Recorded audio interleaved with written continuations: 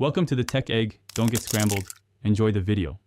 You begin by confirming you have the necessary admin permissions or that your admin has approved account removal. This saves delays. Next, make full backups of personal Drive files, Gmail messages, contacts, and calendars so nothing is lost. Once done, ensure you can receive verification codes on your secondary email or phone.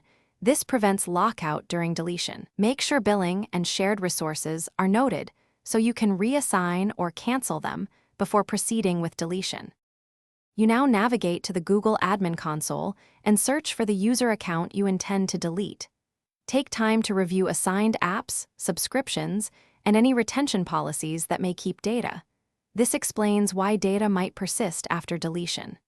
Next, transfer ownership of Drive files, shared calendars, and any project assets to another user to avoid breaking workflows. Also reassign licenses and remove the account from critical groups to prevent service disruptions once the account is. You delete the account from the admin console by selecting the user and confirming deletion, paying attention to offered data removal and transfer options so nothing essential is accidentally erased.